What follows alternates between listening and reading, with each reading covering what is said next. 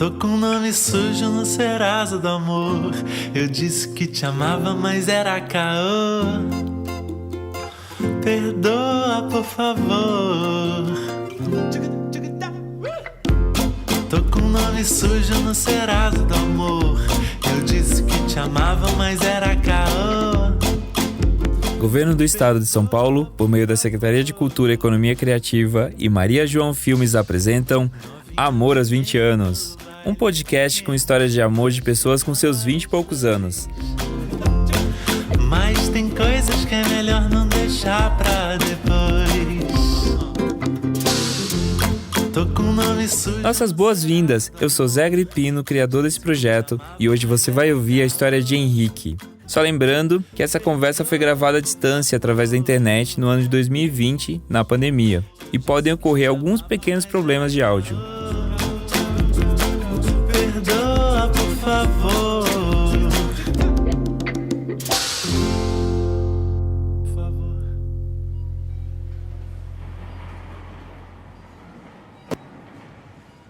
Eu sou Henrique, eu tenho 25 anos e sou de Caruaru, Pernambuco. Essa história ela tem uns 5 anos, mais ou menos, e tava pensando nisso agora, inclusive. Já fazem 5 anos, aí eu fiquei, caramba, 5 anos, é uma cara. Eu sou um homem trans, né, acho que isso é uma coisa importante falar.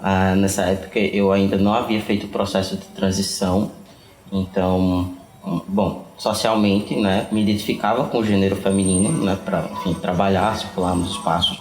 Eu era aquilo que se considera uma lésbica muito masculinizada.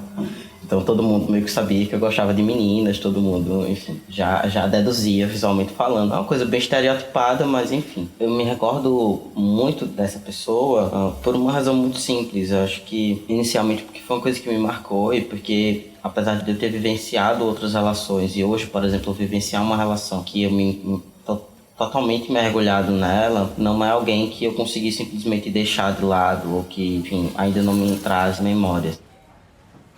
A gente se conheceu num trabalho. Na época eu estava trabalhando no Recife, né, na capital aqui de Pernambuco. Eu trabalhava para uma multinacional, numa loja de home center, material de construção. Bom, eu estava no setor, né, que era um setor de tintas dessa loja, que eu trabalhava para uma marca de tintas. Eu me recordo que eu estava com algum problema nessas máquinas, eu acho que o pessoal deve conhecer, essas máquinas de mixer de tintas, né, que a gente manipula tinta. E eu estava com um técnico, a gente estava conversando, e era, acho que agosto para setembro, finzinho de agosto. E aí começava uma campanha nessa época do ano, que ela se estendia até novembro, mais ou menos, até dezembro, dependendo do ano, assim, né? Eram contratados novos colaboradores para integrar a equipe da gente.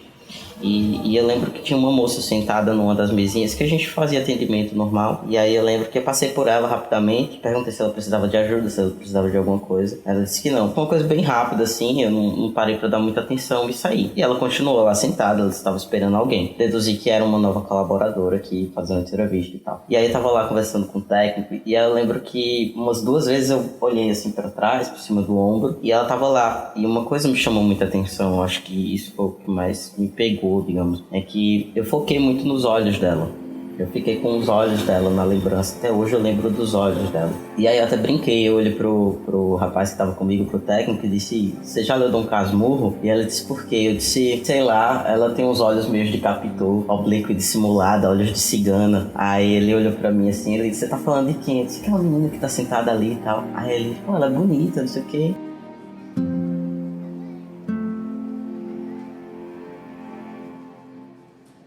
Semanas se passaram e nessa época eu tava meio que no fim de um relacionamento que já durava quase 3 anos, mas a gente já vinha de um processo de separação, assim, meio que de separação, mas a gente tinha uma relação muito fraterna, né? Mas ele tava meio mais pra lá do que pra cá, essa minha relação. E aí essa menina mexeu muito comigo, assim, ficou na minha cabeça, mas passou. Acho que uns 3 semanas depois me aparece uma pessoa entrando pela loja com a farda e toda errada. E aí eu sabia que ia levar uma bronca por onde ela tava entrando, porque quem ia levar a bronca era eu, porque eu era responsável. E aí eu já fui bravo já com a pessoa, e aí vem aquela menina assim, bem aleatória, e ela sorrindo, bem branquinha, cabelo bem escuro. Aí eu fiquei, meu Deus, quem é essa menina? Aí quando ela chegou perto de mim, ela tava sorrindo, ela bem empolgada, ela fez: você lembra de mim? Parei, eu olhei assim pra ela e eu vi os olhos. Aí eu disse: você era a menina que tava sentada aqui naquele dia? Ela disse, sou. Aí, oi, tudo bom? Não sei o que. Ela disse, ó, então você tem que entrar para outro lugar. Durante essa semana a gente foi se conhecendo, eu acabei ficando como responsável por orientá-la, enfim, fazer todo o treinamento dela. E aí a gente naturalmente acabava chegando no mesmo horário, saindo no mesmo horário, almoçando do mesmo horário, e a gente acabava tendo mais contato. E aí nesse processo, num dos dias, ela olhou pra mim assim, a gente tava numa conversa, acho que eu, mais 2 meninos, e a gente falando sobre gostar, sobre não gostar. E aí ela olhou pra mim e ela fez, eu sei que você gosta de meninas. E aí eu, bem, tipo, fazendo a linha desentendida, aí eu fiz, quem que disse isso pra você? Como é que você sabe disso? Aí ela fez, não, mas eu sei, ou você não gosta? Aí eu disse, eu gosto, mas e você? Você gosta de quê? Aí ela olhou pra mim e fez, eu gosto de pessoas. Aí eu, opa, já chamou a atenção da pessoa, né? Vamos ficar aqui atentos. A gente brincou, tal, não sei o que, as meninas começaram a tirar onda comigo, brincando, não sei o que, aquela gazarra toda. E aí mais tarde, no mesmo dia, ela olhou pra mim assim, ela fez, eita, queria um copo, mas tá sem copo aí, descartável, né? Eu disse, mano, a gente esqueceu de comprar, mas tem os copos de cada um, né? Aí ela fez, você tem um copo? Aí eu disse, tem, mas é o meu, né? Aí ela fez, mas não tem problema. Aí eu, muito piadista na época, jovem, então eu tava com 20 anos de idade, olhei pra ela e fiz, tanto faz se você já tivesse me beijado, né? Aí ela pegou, olhou assim pra mim e fez, quem sabe? Aí pegou o copo da minha mão e saiu. Aí eu comecei a ficar, né, mais atento, assim, vamos ficar atentos. Mas nessa época eu não era bem bestão também, né? Eu tava com meus 20 anos de idade, eu tava bem abestalhado ainda. Aquilo foi me chamando a atenção, a gente foi aprofundando essa relação. Numa determinada noite, assim, eu tava bem surtado, assim, eu tava muito, muito afoito.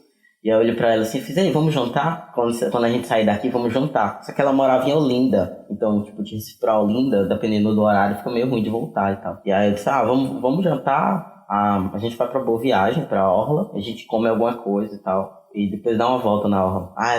Vamos. E aí eu gostava dela por conta disso, assim. Ela era aquela pessoa bem, sabe, bem despreocupada, meio largada com a vida, que não tinha muito essas noias, essas paranoias.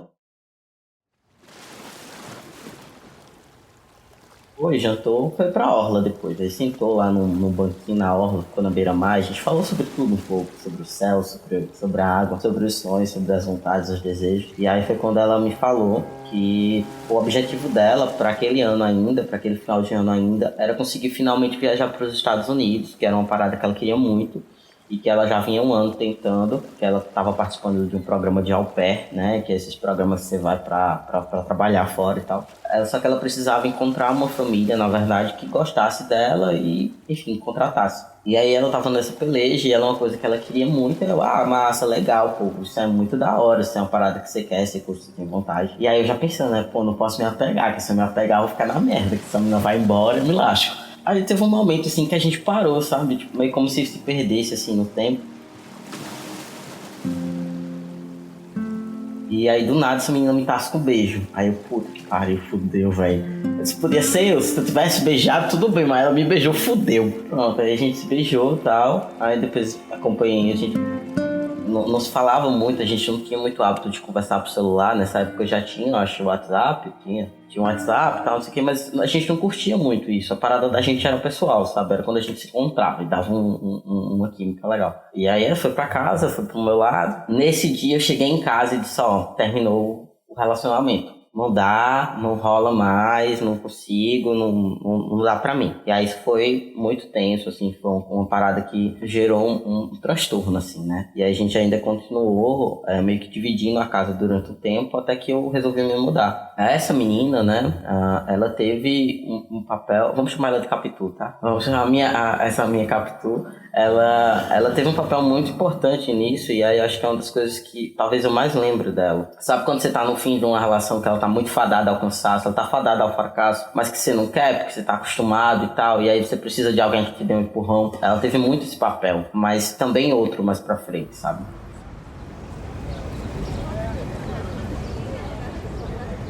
E aí, foi cada dia que passou, a gente foi se conhecendo mais, eu tava muito besta, assim, tava muito, muito apaixonado mesmo, real. E aí, uma coisa que me chamava atenção na época é que Teve um episódio que eu acompanhava ela todo final de expediente. A gente saía da loja, acompanhava ela pro metrô. E ela era uma pessoa que não se incomodava, sabe? Que não se incomodava com minha aparência, que as pessoas naturalmente julgam, né? Isso há 5 anos era muito mais... chamava mais atenção. Ela não se incomodava de estar junto, ela não se incomodava de me beijar em público, ela não se incomodava de andar de mão dada. E isso era uma coisa que eu sentia carência, assim.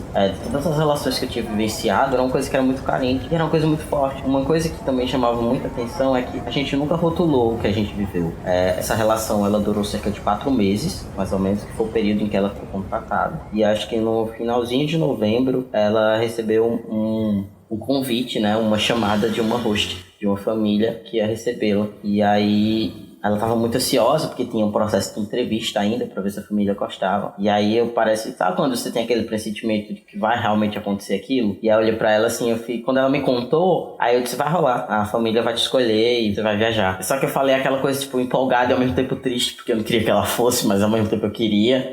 Acabou que rolou. E aí a gente tinha uma semana ainda junto, acho que 2 semanas mais ou menos junto ainda. E aí eu lembro que a gente programou uma viagem. A gente ia pra praia, pra meio que passar um fim de semana juntos, meio que de despedida, mas que não era despedida, enfim. E aí eu não sei o que aconteceu nesse meio tempo, que acabou que a gente não conseguiu viajar. E aí eu fui pra Olinda pra dormir na casa dela. E aí a gente teve uma noite maravilhosa, foi tudo perfeito, tudo lindo, tudo maravilhoso. No dia seguinte, essa menina me acorda, olha pra minha cara e diz, não vai mais rolar. E eu, como que é? Não tô entendendo.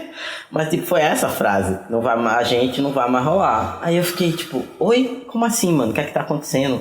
Há 2 semanas a gente tava conversando como que eu ia pros Estados Unidos te visitar. Como é que agora você tá olhando pra minha cara dizendo que vai mais rolar? E ela, não sei, só não vai mais rolar. Tipo, não teve uma justificativa, não teve uma explicação, não teve porra nenhuma. E eu fiquei, tipo...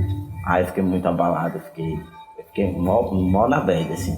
Fiquei numa bad enorme. Ela foi embora, ela viajou 1 semana depois. E aí eu questionei ela durante a semana se eu poderia ir até o aeroporto pra me despedir dela. E ela disse especificamente que não queria que eu fosse. E aí isso ficou na minha cabeça, assim, uma cara, assim, martelando, sabe? Porque eu fiquei, mano, mas por que a menina do nada acaba comigo? Porque acaba, né? Porque não tinha um namoro, formalizado. Mas a gente passou 4 meses a fio junto, um com o outro e tal, vivendo um monte de coisa louca. E aí eu falei, mano, como assim? A menina acabou comigo do nada, assim. E aí aquilo ficou martelando. E aí, você cria 1 milhão de hipóteses na cabeça. E aí eu lembro que nessa época eu partilhei isso com a Ana. Que a Ana, que hoje é minha namorada, na época já era minha amiga desde a época de colégio. A gente estudou desde a 6ª série junto e a gente era muito amigo. E aí eu lembro que eu comentei com ela, disse, mano, mas por que a mulher foi embora sem dizer nada, sem dizer um tchau, sabe? E aí ela fez, eu acho que talvez porque ela não queria ter que se despedir. Essa foi a forma, talvez, dela fazer isso. Acabou que foi desse jeito.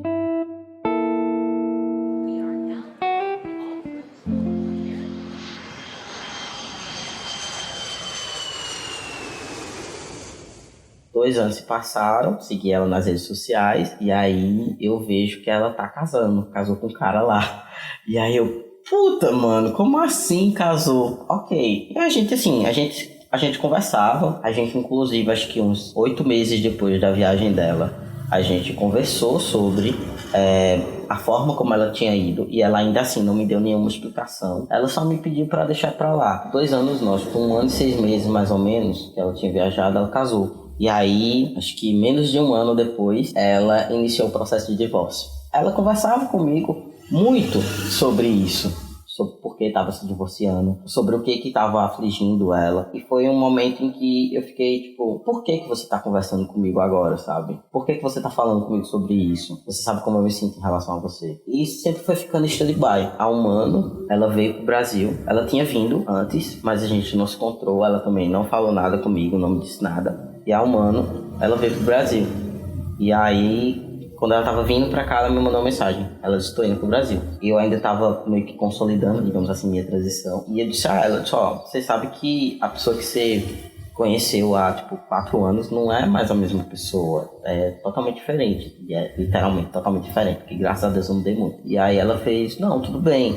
Só que aí, vez ou outra, ela pecava, porque ela me chamava pelo nome feminino. Isso me deixava muito puto. E ao mesmo tempo, enfim. E aí eu ficava, mano, cheguei assim, só, vamos conversar. Eu não curto esse nome não me representa e tal. E aí a gente se encontrou. E aí eu não sei quem ficou mais chocado, sabe? Se foi eu que tava reencontrando ela, ou se ela, quando me viu totalmente diferente da pessoa que ela tinha conhecido, da pessoa com quem ela tinha se relacionado. Ficou muito impressionada com a mudança, né, que se deu. A gente não teve nada, mas foi meio que como se... Sabe aquele peso que fica no teu coração de algo que não tem um desfecho? Eu acho que foi quando eu finalmente consegui ter um desfecho. Eu acho que no último adeus da despedida desse encontro foi quando eu consegui deixar, sabe? E talvez colocar um ponto final de vez e dizer assim, eu acho que o que a gente viveu era o que era pra gente ter vivido e que cada um tava no seu plano, assim.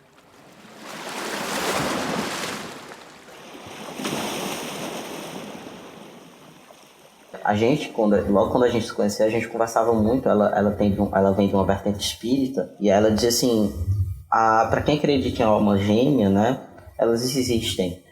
Mas não quer dizer que a gente vá vivenciá-las sempre. Então, por exemplo, às vezes você pode ter um amor que veio de outras vidas e vivenciá-la ao longo das suas vidas, né, das suas diversas vidas. Mas nem sempre você vai conseguir vivenciar isso com a pessoa no tempo certo, no que você entende como tempo certo. E aí é quando eu lembro muito de uma frase que uma vez foi dita, que existem dois amores, assim, que marcam a gente. É o amor da vida da gente e o amor pra vida. Foi um ponto na minha vida em que eu consegui perceber que ela foi o amor da minha vida, né? Ela foi o amor que me marcou e que hoje eu ainda lembro com muito carinho, que eu tenho, enfim, uma afeição gigantesca a essa pessoa. Mas que eu não tive, talvez, a oportunidade de vivenciar isso ao longo da vida, sabe? Às vezes acontece da gente ter o privilégio, talvez, né? De ter o amor da vida e pra vida na mesma pessoa e conseguir vivenciar isso ao longo da vida. Às vezes não, e aí eu acho que foi isso. Foram 4 meses que eu vivenciei nessa relação com ela, que foram pra mim quase como 4 ou 40 anos, não sei descrever. Mas que eu tenho uma afeição, sabe? Quando eu me recordo, é sempre com muito carinho, é sempre com... Não sei dizer se com gosto de quero mais, mas eu acho que uma coisa que eu lembro muito, por exemplo, foi da última vez que a gente falou sobre o que eu sentia especificamente, e que eu sempre tive a necessidade de externalizar. Eu não gosto de ficar escondendo as coisas que eu sinto. Eu acho que se não der certo, paciência, né? Mas a gente tentou, não, a gente já tem. E aí eu lembro que eu disse a ela uma vez assim, se ela voltaria pro Brasil. E ela disse que sim, voltaria pro Brasil, mas não necessariamente para ficar, porque ela não se sente mais em casa. E aí eu disse, mas você não volta pra cá pelo menos uma vez por ano? Ela disse sim.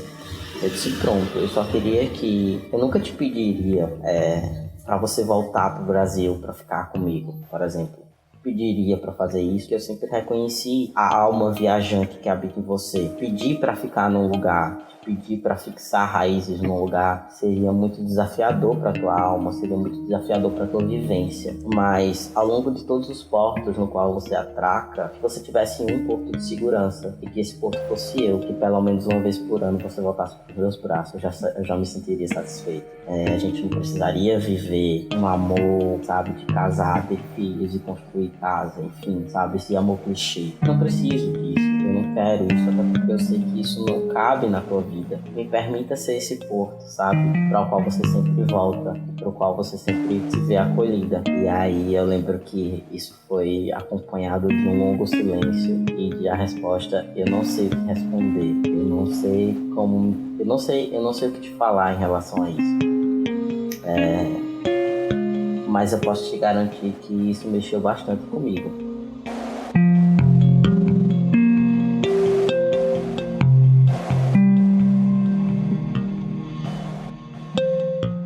Isso foi depois que a gente já se reencontrou, já foi depois desse reencontro, assim. Mas é porque é uma parada que mexe, sabe? Acho que é uma parada que, mesmo que talvez eu tenha conseguido internalizar a ideia de que eu nunca vou tê-la na minha vida como, sei lá, uma companheira de vida mesmo, sabe?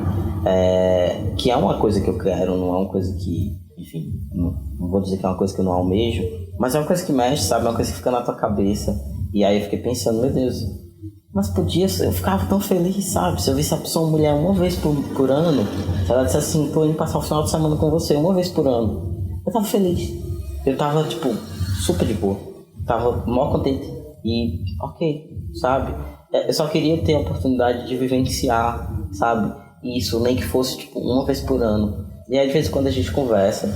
E aí, nessa vinda dela pra cá, inclusive, a gente chegou a conversar sobre a possibilidade de fazer uma viagem juntos. Pô, a gente se organizar e meio que tentar se encontrar em algum lugar do mundo, assim. Meio que uma coisa meio romântica, né? Meio romântico isso. De se encontrar em algum lugar e tal. E aí, enfim, tá aí em stand-by, né? A pandemia pegou a gente depois. Então, acabou que não rolou. Mas a gente, de vez em quando, a gente conversa, a gente fala um pouco sobre as coisas da vida mesmo que pegam a gente. E é isso, assim, essa foi uma história.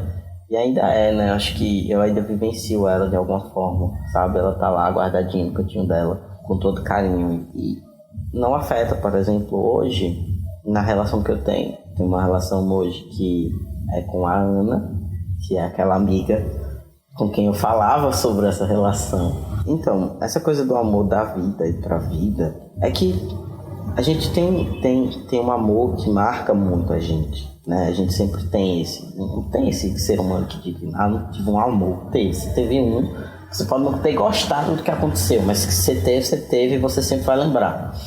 Que é esse, né? É o amor da vida da gente, é o amor que fica lá guardado. E que, às vezes, a gente tem a oportunidade de vivenciar esse amor, às vezes a gente nem tem, mas a gente sempre lembra daquela pessoa, sempre tem aquele amor, sabe? É sempre uma coisa que você não consegue explicar muito. E aí eu lembro muito de Carlos Drummond de Andrade, que ele tem uma frase que ele diz: se você sabe explicar o que sente, você não ama. Porque o amor é isento de todas as explicações possíveis. E aí é muito isso. Quando você ama alguém, quando você tem isso, você busca palavras, e aí você sempre se engasga, você sempre se perde, você não sabe muito descrever. Você fica caçando palavras e parece que elas nunca são suficientes para descrever o que você sente pela pessoa. E é isso, amor é isso. E aí, nesse processo, eu acho que eu descobri, talvez, que, né, a minha Capitu tenha sido esse amor da minha vida, né, tenha sido esse amor que eu sempre vou recordar, não importa em que momento da vida eu esteja, eu sempre vou recordar com muito carinho, e que eu pude vivenciar, eu tive talvez o privilégio de vivenciar, talvez não pelo tempo que eu consideraria como ideal ou como suficiente, mas que eu tive a oportunidade de vivenciar. E a gente tem um amor pra vida, que é, de repente, aquele amor que a gente descobre depois, ou talvez antes, enfim, e de repente se reencontra. E que é com quem a gente vai dividir a vida, que é com quem a gente vai construir as coisas, que é com quem, enfim, você vai casar, ficar velhinho e, enfim, sabe, construir tudo, com quem você vai brigar, com quem você vai ter desentendimentos, porque é isso, relação é isso. Relação não é só, né, coisa boa, não é só, enfim, a gente sofre também, a gente também chora, a gente também sente raiva, a gente, enfim, uma mistura de sentimentos, né? E é isso, assim, acho que hoje eu vivencio o amor pra vida, sabe? O amor que eu vou levar e com quem eu caso, com quem eu vou ter filhos, com quem eu vou ter família, e que não é menos nem mais, sabe? Eles só ocupam talvez espaços paralelos, mas que não se misturam, sabe? E aí eu acho que, pô, se você conseguir chegar num ponto da sua vida, que você parar pra olhar pra alguém e você ver, caramba, esse é o amor da minha vida, e você conseguir manter ele pra vida, pô, velho, se joga, sabe? Tipo, se agarra com isso e vai. Eu não tive essa oportunidade não porque foi uma escolha minha, mas porque foi uma escolha da outra, né? Foi uma escolha dela. E tudo bem, sabe? Acho que a gente também tem nesse processo, acho que amor é isso também. Às vezes a gente tem que abrir mão, a gente também tem que desejar que o outro seja feliz. Eu acho que é isso. Eu espero que ela seja muito feliz e eu espero que ela conquiste todas as coisas que ela quer pra vida, assim como eu espero que a Ana, que é com quem eu tô hoje, consiga tudo que ela quer da vida, sabe? E que se eu puder estar lá para fazer ela feliz, se eu puder estar lá para construir isso junto com ela, massa. Se não der, enfim, né? As incompatibilidades existem, as adversidades estão aí. E aí é isso, acho que a gente tem o amor da vida e o amor pra vida, e a gente vai vivendo.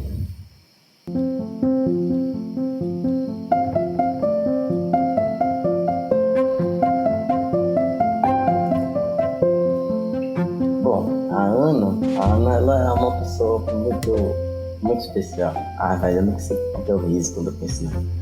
Mas é porque é muito engraçado, assim, a forma como tudo se deu na vida da gente. Bom, a Ana tá na minha vida há 12 anos, 12 pra fazer 13, eu acho. A gente se conheceu, né, na 6ª série do ensino fundamental. E é muito engraçado quando eu penso nisso, porque, sei lá, eu penso que ela já me aturou tanto tempo, que é uma coisa muito engraçada. A primeira vez, eu acho que eu vou falar cronologicamente, a primeira vez que a gente se viu, eu era novato, né? Ela tava no colégio, era um colégio religioso, a gente, né? Era um colégio de freiras, e eu era o novato, eu tava com o quê? 12 anos? Então, por razões talvez não sei se óbvias, mas eu também vivenciava uma figura feminina na época, né? Só que eu tinha o cabelo bem curtinho também na época. Eu tinha acabado de voltar de viagem, meu cabelo estava bem curto, bem masculino mesmo.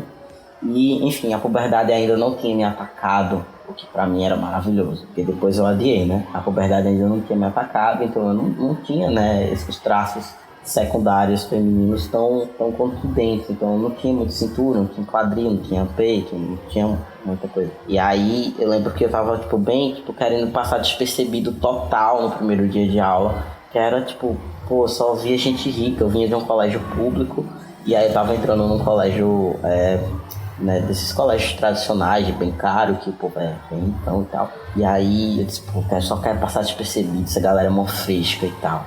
E aí do nada me veio uma tampinha assim, mano, que ela é bem pequenininha. E aí me veio uma tampinha assim, com os cabelos vermelhos de fogo. E aí ela com o dedo assim na minha cara, não sei o que, falando um monte de coisa. E eu, quem que é essa menina? Que coisa aleatória. E aí ela tava brigando comigo porque ela tinha deduzido que eu tinha feito o nome dela baixar na chamada, porque ela sempre tinha sido um número da chamada, e aí não era mais o número da chamada. E ela era desde o ensino do ensino infantil esse número na chamada. E aí eu fiquei assim, mano, caramba, se eu me levanto daqui, eu dou um murro na cabeça da menina que ela afunda.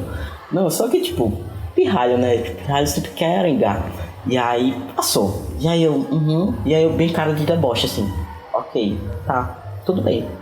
E aí eu fiz uma cara de deboche, ignorei ela 100%. E aí passou. E aí, só que algumas meninas, outro grupo de meninas, ainda não tinha, associado, porque tinha entrado um monte de gente, então tinha um monte de nome na chamada e tal. E aí um grupo de meninas pensou que eu era um menino. E eu achei ótimo. Mas, enfim, não deu muito certo por muito tempo. E aí elas disseram que eu era um menino muito bonito e muito, enfim, muito gostoso. Essas foram as palavras na época, quando eu soube da história. E aí passou.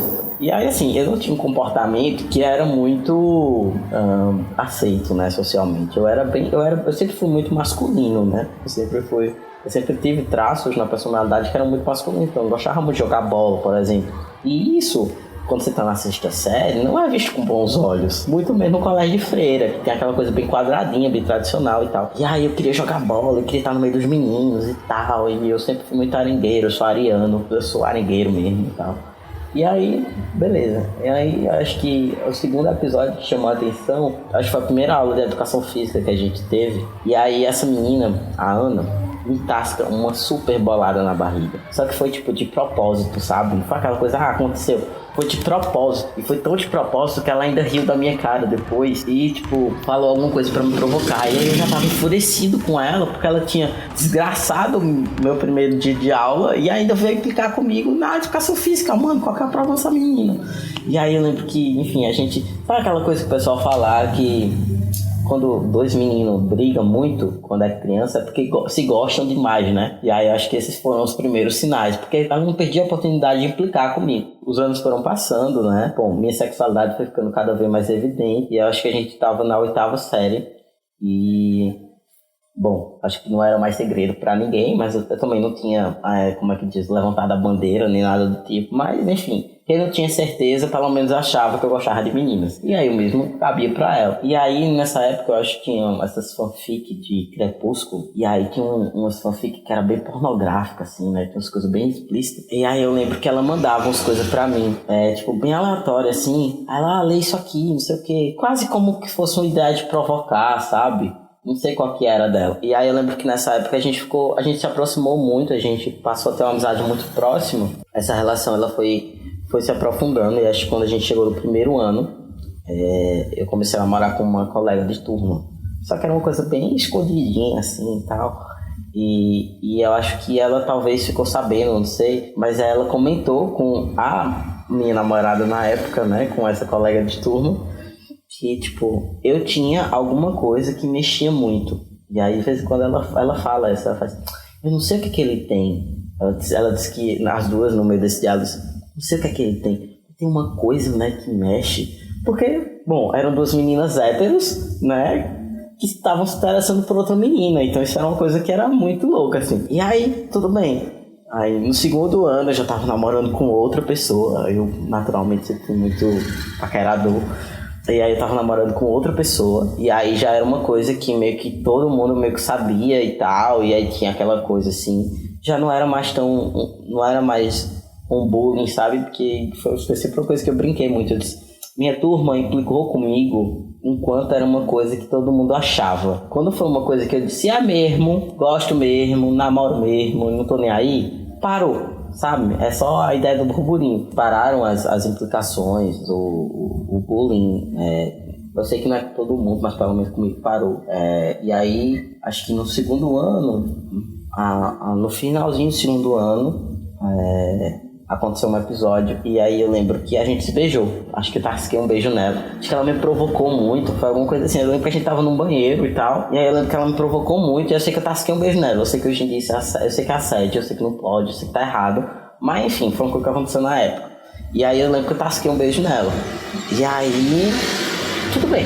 Ficou aquela coisa assim e tal, não sei o que. Passou. E aí quando a gente chegou no terceiro ano, eu tava numa relação, mas era uma outra relação também, já com outra pessoa, mas que não tinha nada a ver com o colégio, era totalmente de fora. Bom, nunca fui santo. Dava em cima mesmo de todo mundo. E adolescente, né? Adolescente é a praga. E aí com 17 anos eu era terrível. E aí eu dava em cima mesmo. E aí a gente saía pra uma festa. Essas festas de final de ano, né? De final de turma e tal. Eu fui escondido pra essa festa. Eu fui totalmente escondido dessa festa. Eu disse que ia pra um campo, porque ia ter um jogo.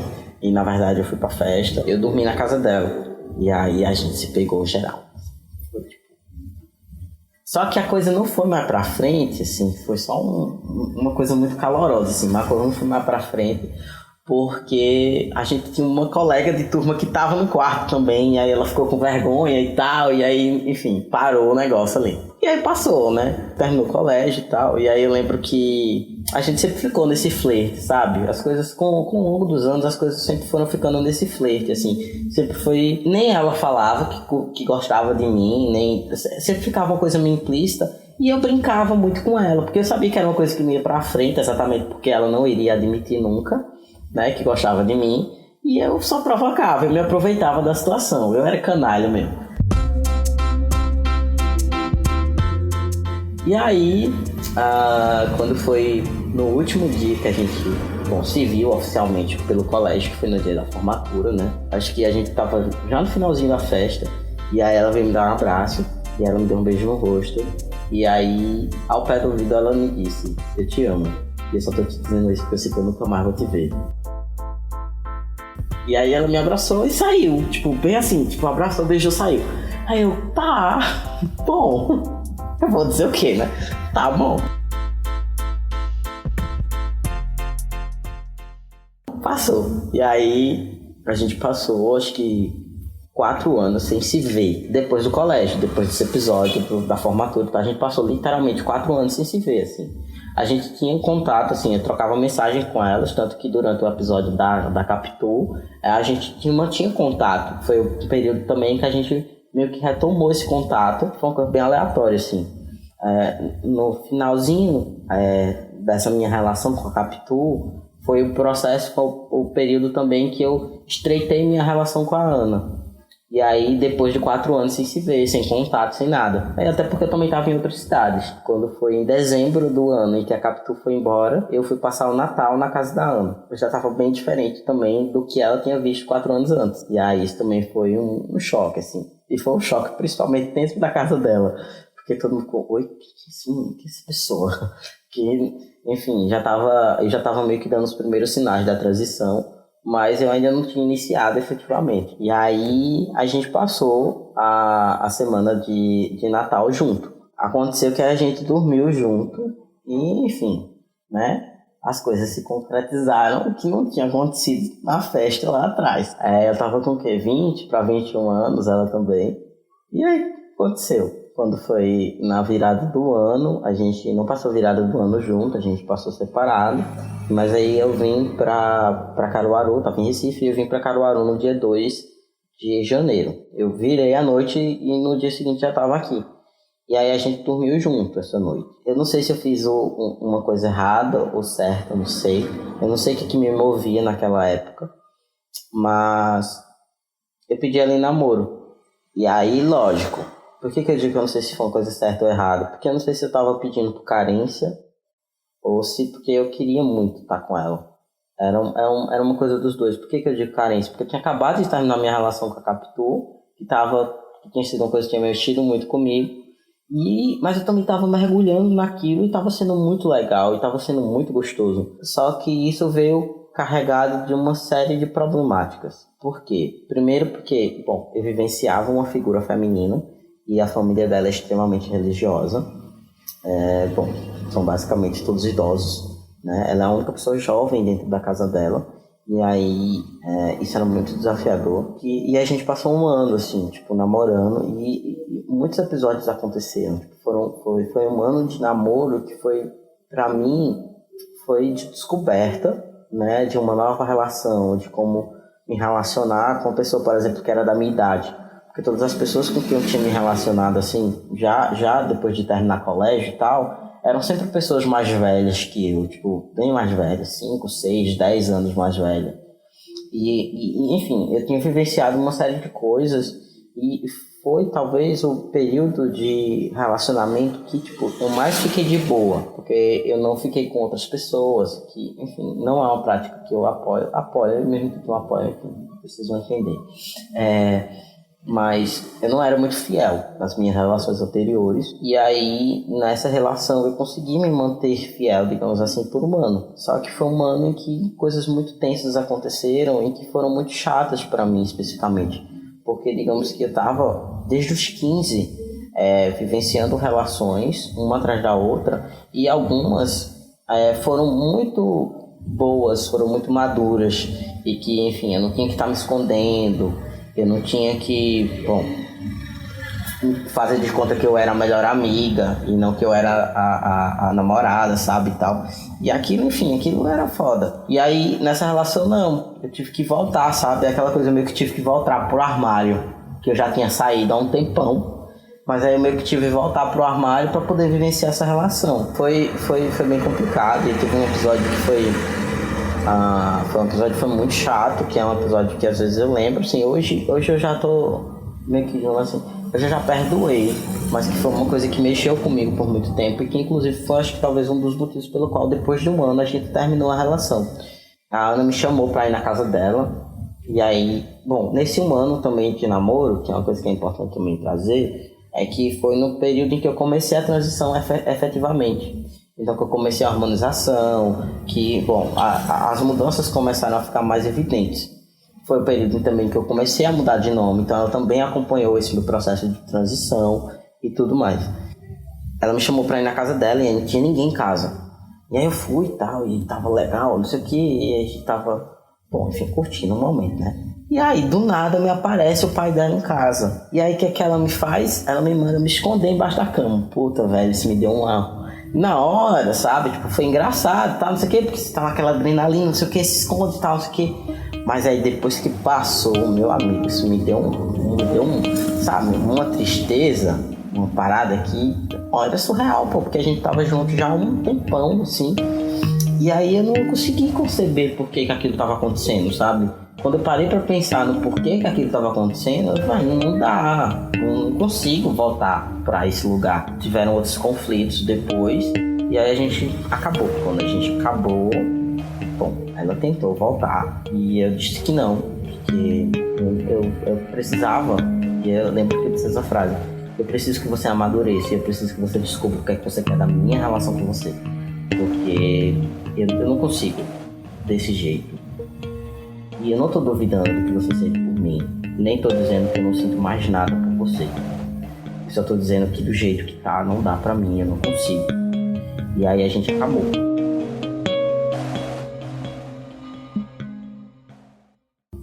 E aí a gente passou acho que uns 8 meses, de 8 a 10 meses separados. E aí nesse meio tempo, eu, muito danadinho, já meio que entrei em outra relação. Nessa relação, as coisas não correram muito bem. Acabou que, no meio desse processo, eu tava traindo minha namorada com a Ana. E aí a gente meio que voltou a ficar, nesses 10 meses mais ou menos, acho que pelo menos 2, eu fiquei com a Ana, tipo, já no finalzinho. E, bom, a gente acabou, né? Eu acabei com essa menina. E aí eu meio que voltei com a Ana. Só que eu voltei com a Ana como um ficante, assim. A gente se encontrava, a gente se via, a gente saía junto, sabe? A gente flertava e tal. Mas não era nada sério, tipo, não tava namorando. E aí, só que eu percebi que, tipo, Ana é canceriana. Apesar de não parecer, porque carinho zero, não é uma pessoa carinhosa, enfim, não é uma pessoa romântica e tal. Mas ela tem essa coisa da fidelidade, assim, de estar com você e estar com você. Eu percebi que, tipo, isso tava ficando, sabe, tava evoluindo, tava ficando sério, que a gente tava ficando e que ela tava ficando comigo, assim. E eu tava, tipo, foda-se, tô ficando à torta e à direita. Teve um ponto que eu parei, assim, e aí eu já vinha de umas terapias e tal, e aí eu disse, mano, quer saber de uma coisa? Eu gosto dessa maluqueira, eu gosto dela, eu quero estar com ela, eu penso nela 24 horas por dia, mesmo quando eu tô com outra pessoa, eu acabo pensando nessa peste. Então, deixa eu ficar com ela de vez, né? E aí eu sentei com ela e a gente foi conversar. E eu disse, a gente tá junto, já tem uma cara, a gente se conhece há um tempão. A gente tá aqui, tipo, não sei o que é que a gente tá fazendo. Você entende o que é que a gente tá fazendo? Porque às vezes eu não entendo o que é que a gente tá fazendo. A gente tá ficando, a gente terminou, mas tá ficando de novo. Essa coisa muito louca. E aí eu disse, a gente pode voltar a namorar. Só que pra gente voltar a namorar, algumas coisas têm que mudar. A primeira coisa que tem que mudar é que eu não sou mais sua amiga. Já faz muito tempo que eu sou Rafael. E eu não tenho mais idade pra namorar escondido. Não tenho, desculpa, eu não tenho idade pra namorar escondido. Acho que a gente tava... Faz o quê? Faz um ano, mas pronto, fez um ano agora em outubro. Fez um ano que a gente voltou, né? A relação. Oficialmente, que a gente voltou a namorar oficialmente. E aí eu cheguei pra ela, tô com 24 anos de idade no rabo, né? Não sou mais menino, não sou mais criança. Você me conhece muito bem. E tem uma coisa que, para além disso, além de não ter mais condições de esconder a minha relação com você, que eu quero que seus pais saibam, porque é uma coisa que é séria, é uma coisa que eu quero que vá pra frente, é uma coisa que eu quero que dure. Apesar de ser insuportável, eu também sei, né? A gente sempre fala isso, que a gente é insuportável, mas a gente se ama. Você me conhece muito bem há muito tempo. Ela disse, eu disse, você sabe que eu não consigo viver numa relação fechada. E aí eu tô sendo muito sincero com você. Por quê? Porque eu não quero fazer com você. Eu não quero fazer dentro da nossa relação uma coisa que eu fiz em outras relações, que é trair você. Apesar de a gente ter passado um ano junto e eu não ter traído você, isso não foi uma coisa que me fez 100% feliz. E não porque eu não traí, mas porque eu acho que é muito complicado quando, por exemplo, você sente... Acho que você amar alguém, você sentir algo por alguém, não impede que você sinta atração, desejo por outras pessoas. Isso não te impede. E às vezes é uma coisa muito pontual. E aí isso é uma coisa que eu trabalho muito na terapia e é que eu entendi como sendo uma característica minha. E aí eu disse, eu preciso que a gente... Se a gente for entrar numa relação, que a gente entre numa relação que seja uma relação aberta. Não necessariamente quer dizer que... E aí é importante entender que essa relação aberta não é dizer o mesmo que Rafael vai sair todo final de semana para uma balada com a intenção de ficar com alguém. Não vai sair todo final de semana e vai ficar com todo mundo. Não é isso. Quer dizer que das pouquíssimas vezes em que eu saí, porque eu não tenho o hábito de sair, eu não sou uma pessoa de festa, de balada, enfim, não sou muito fã, eu gosto do ato de flertar. Então eu preciso do flerte. Então uma balada, uma coisa assim, pra mim é meio perdida, é meio inútil. E ela disse, eu não quer dizer que eu vou fazer isso todo final de semana, não quer dizer que a cada, sei lá, todo mês eu vou ficar com pessoa diferente ou com várias pessoas. Só quer dizer que quando e se acontecer a vontade de ficar com alguém, o desejo de ficar com alguém, eu vou lá, vou ficar, vou beijar, pronto, fim, acabou e, sabe, tipo, no outro dia, dane-se, não quero nem saber o nome da pessoa. Porque às vezes é uma coisa muito pontual e que é uma coisa que não interfere na minha relação com você. E aí eu quero saber se tudo bem. Se tudo bem, eu quero lhe pedir namoro. Se não for tudo bem, então a gente continua do jeito que tá. Porque aí a gente tá ficando e isso não me coloca, digamos assim, numa obrigação de fazer nada, né? Não me obriga a uma ideia de fidelidade, que é uma fidelidade que eu não vou cumprir. E aí ela disse, não, eu quero, porque eu conheço você, eu quero você, eu quero estar com você, e eu gosto de você, e eu gosto de você há muito tempo, pra simplesmente ignorar isso. Eu também te conheço há muito tempo. E eu sei que não é uma coisa que é uma balela, é uma coisa que realmente faz parte de você. E aí a gente tá junto há 1 ano, né? Fez 1 ano agora, em outubro, não passou despercebido. Porque a gente nunca contabiliza esse período que a gente passou separado, sabe? A gente contabiliza o todo, desde o comecinho. Bom, mas faz 1 ano que a gente tá junto, né? Que a gente tá nessa relação. Foi com o tempo a gente foi amadurecendo, sabe? Como que as coisas se dariam. Porque, por exemplo, ao passo de que eu tenho, né, essa coisa, meio que, como assim, essa necessidade de flertar ou de, enfim, de ficar às vezes com outras pessoas, não é uma coisa que é muito comum para ela, para a natureza dela, não é muito. Mas que, tipo, ela tem a mesma liberdade, e é isso, uma coisa que houve um consenso e que tudo bem. Bom, é óbvio, né? Não faz sentido. Um poder, o outro não poder, é uma coisa meio bizarra na minha cabeça. Mas aí é isso, e aí a gente tá junto, né? Nesse meio tempo já há quase 4 anos. Agora em janeiro acho que fazem 5 anos que a gente tá junto, considerando as idas e voltas e tal. E é isso, e aí a gente tá vivendo essa coisa louca que é tipo meio que se apaixonar todo dia mais um pouquinho. Eu acho que é muito isso, sabe? Acho que a gente se conhece há tanto tempo que a gente conseguiu desenvolver essa habilidade, sabe? De cada um conquistar o outro um pouco, todo dia mais um pouco. Às vezes parece clichê, mas é muito isso. E também sentir quando que o outro tá bem, quando que o outro não tá bem. E é isso, sabe? Eu acho que eu descobri na Ana, no meio de todo esse companheirismo e de todas essas loucuras que a gente viveu, essa companhia da vida, sabe? Esse amor pra vida, esse amor com quem eu quero estar junto, porque é alguém com quem eu paro e eu penso assim, pô, eu quero casar com essa mulher, eu quero ver ela entrando no altar, eu quero construir uma vida com ela, eu quero filhos com ela, enfim. E eu gosto, e é uma coisa que a gente é muito parceiro, sabe? Isso é uma coisa que é muito show. Então, toda essa conversa, por exemplo, ela é uma conversa que eu tenho com ela, sabe? Frequentemente. A gente conversa sobre o que deu certo, o que fez, por exemplo, o que foi que não deu certo da primeira vez, pra gente não repetir. Hoje, eu tô muito mais feliz, porque eu não tô mais no armário, eu tô já, enfim, eu tô conhecendo os pais dela de novo, porque eles não sabem, né, da falecida, e eu espero que continue assim. Eles não sabem, né, da minha identidade feminina do passado, não associaram as pessoas, e eu acho isso maravilhoso também. Eu quero que continue assim, vamos seguir a vida, ninguém precisa saber, porque não que eu esteja negando minha identidade, por exemplo, porque às vezes o pessoal está pensando, mas você não está negando sua identidade. Não estou negando minha identidade, minha namorada, que é a pessoa mais importante que precisa saber disso, sabe? Agora não adianta, por exemplo, eu externalizar isso para meus sogros, por exemplo, que é uma coisa que eu sei que vai ter uma resistência, que é uma coisa que eu sei que, enfim, vai demandar muito tempo de explicação e tal. Estou voltando para essa relação, assim, né, com meus sogros, estou os reconquistando, os reconhecendo, enfim. E aí é massa isso, é uma coisa que a gente vem descobrindo como praticar a relação, eu acho que é isso, né? A gente vai descobrindo como vivenciar o amor. E é uma coisa que é muito louca, porque ela não é aquela pessoa, apesar de as pessoas terem essa visão do canceriano, ela não é aquela canceriana que diz eu te amo sempre. É uma coisa bem esporádica, assim. De vez em quando ela solta, mas quando ela olha pra mim, assim, sabe aquela coisa que você sente, que é uma coisa que vem lá de dentro, assim, que é uma coisa que é bem profunda. É muito gostoso o sentimento que vem com isso, sabe? É muito gostoso, por exemplo, quando ela me abraça, assim, quando é aquela coisa que a gente se vê, a gente se abraça, é uma coisa que é muito gostosa de vivenciar. E bom, é isso. E aí a gente tá aí junto, tá construindo essa relação todo dia, de cada vez. E é isso.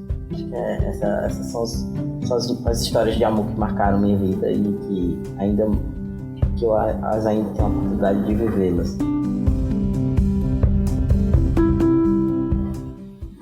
Dentro da relação de forma prática, isso, facilitou minha vivência social com ela. Socialmente, a relação se tornou algo muito mais fácil de lidar, né? A gente não se esconde mais, enfim. Hoje, eu tenho o que se chama de uma média passabilidade para um homem trans. Então, dependendo, obviamente, do lugar que eu ocupe, que eu esteja, enfim, socialmente, as pessoas não olham para mim e pensam que eu sou um homem trans. Então, isso ajuda, digamos assim, né? Mas dentro da minha relação, isso só foi mais... só melhorou, sabe? Que na real, eu acho que a Ana, ela nunca se viu como uma mulher lésbica, nem mesmo como uma mulher bissexual. Ela sempre se viu como uma mulher hétero. Ela sempre se entendeu como uma mulher hétero. E é uma coisa que, de vez em quando, a gente conversa, e às vezes eu solto uma brincadeira, tipo, a gente podia fazer um truá, não sei o que e tal, e a gente podia trazer outra menina pra relação, não sei o que. E aí ela fala, não, que eu gosto de mulher, sabe? Então, é uma coisa que eu acho que facilitou muito. Hoje, quando a gente conversa, por exemplo, lógico que ela sabe que eu sou um homem trans, mas não é uma coisa, por exemplo, que é algo que é significativo, digamos assim, sabe? Não é uma coisa... Ela só me vê como um homem. Meio que, tipo, não foi uma coisa que quando eu externalizei, por exemplo, eu sou um homem trans. Quando eu cheguei pra ela, eu sou um homem trans, não me chame mais de tal, me chame de Rafael, me chame de Henrique. Ela não teve resistência, sabe? Foi uma coisa que foi, tipo, nada novo. Era só uma coisa que, tipo, tava aí, eu já imaginava, mas não sabia. Não podia dizer que era.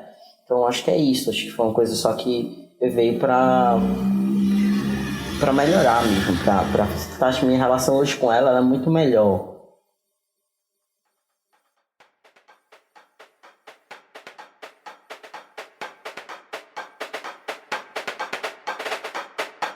Daqui 20 anos... mano, daqui 20 anos... eu tá velha pra caramba já. Mas... mentira, tô zoando. Mas, bom, eu acho que eu já vou estar bem consolidado na relação que eu tenho hoje com a Ana. E eu acho que eu queria que aquele desejo de vivenciar a minha Capitu uma vez por ano tivesse sendo algo viável e possível e fosse algo concreto. Mas se não for, tudo bem também, sabe? Eu acho que o importante é a gente estar feliz. Ela tá feliz, todos estarmos felizes e bem, sabe? E seguros dentro das relações. Acho que é isso.